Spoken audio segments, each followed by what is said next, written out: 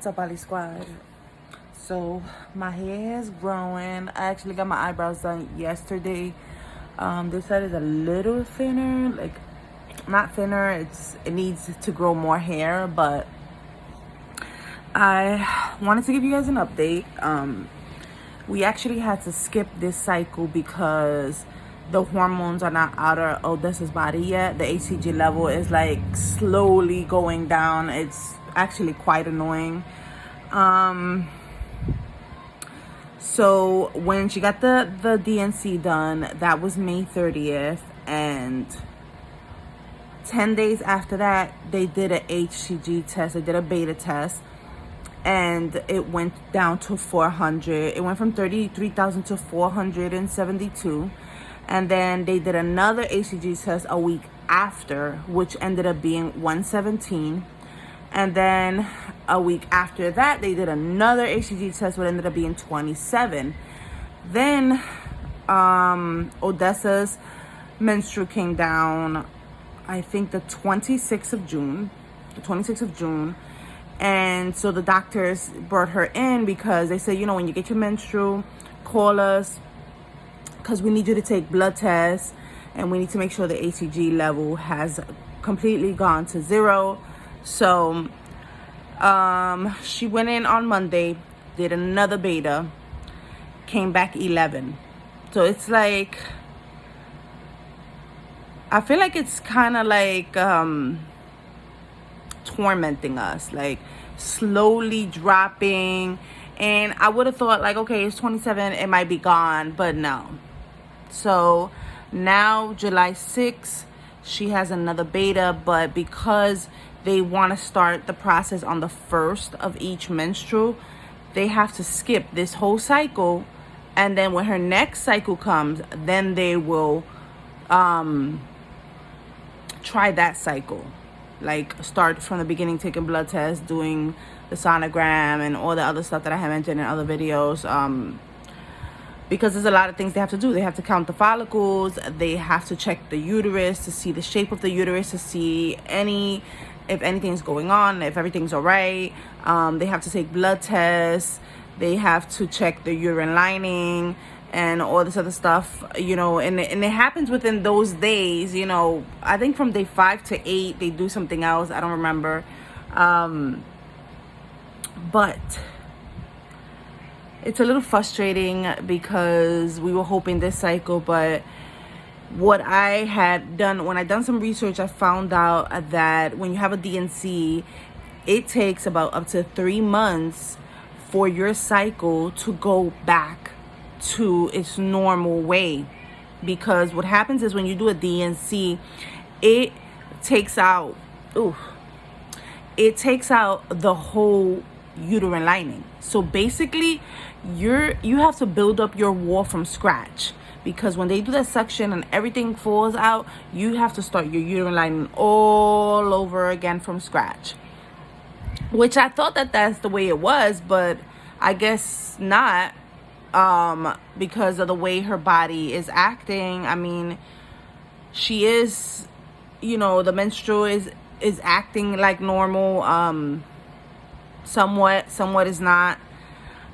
But I'm hoping, the tests are pretty light. I'm hopefully by the end of this week, or by the time she goes take the other beta, she doesn't have anything in her system, which I don't know. I'm already like, that's probably gonna be 5 by the next time you go, because as slow as it's going down, it's ridiculous. You never like want something out of your system or out of your partner's system so quickly, but it's just frustrating. And like, you get excited when you see those lines, but then when you have to constantly test to make sure that those lines are fading and that the hormones are going down, it just is more depressing and more frustrating. But I have faith in God. I have faith that he's gonna guide us through this. I actually had a dream with a little boy, and I can't remember everything. I know I dreamt a little boy. He looked like Desi, but he was like, he had like Asian descent. So we picked a donor who was from the Asian background, and this is not the first time that I dreamt with that. The first time that I dreamt with a baby boy, the donor was Japanese. So I don't know, you know, whatever God's plan is, like, I know his plan is in motion, and I just have to have faith that things are going to turn out the way they're supposed to be. And I think that God always shows me dreams to give me peace, to, you know, tell me like these things are going to happen, but it's not going to happen at the time that you want them to happen. And you just have to be patient. And it's so hard to be patient because I already went through this for a whole year, and Desi had 2 miscarriages. The second miscarriage ended up turning into a D&C. She started bleeding and it was turning into a miscarriage, and then we chose to do the D&C because I didn't want her to bleed for all that time, you know, and it would have probably lasted longer because there's so many hormones in her body. So,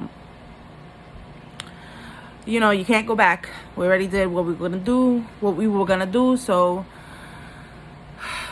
you know, now it's just the process of going through all these things, and it's a long process. You know, it can take up to 2 months once the process starts, because they have to measure your eggs, they have to give you medication to, you know, stop your menstrual, let the follicles grow, how big are they gonna grow, how many are they gonna be able to pull out, are the eggs healthy, and I also wanted to go back to what I was saying about how many eggs a woman might have. So I apologize because my chemo brain be like, you know, after chemotherapy, like my brain has not been thinking the correct way, or like I'll be forgetting things. So my understanding was that when we are born, not even when we are born, by the time we're 20 weeks in the mother's womb, we have all our eggs. So we're born with 1 million to 2 million eggs, depending. And through that time, until we hit puberty, we lose 10,000 eggs a month, right?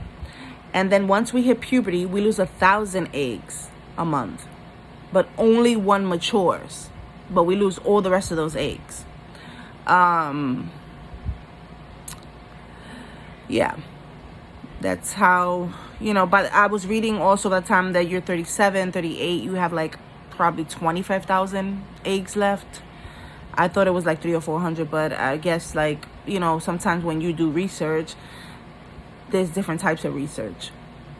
And depending on when you started your menstrual, Odessa started hers when she was really, really young. I was 13, but she was younger than me when she started hers. She was 9. So her reserve might have more due to the fact that she wasn't losing 10,000 until she hit puberty, because she hit puberty young. So she started losing 1,000.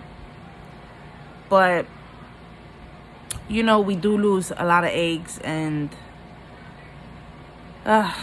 this process is just frustrating, and I get a lot of anxiety and I get agitated, you know, because there's just things that I know, like, even though, like, I asked the nurse, like, can she still get her menstrual, like, and having hormones? And she's like, yeah, you can still get your period. And, you know, it's not a normal, like, it's a period, but it's not like a normal one.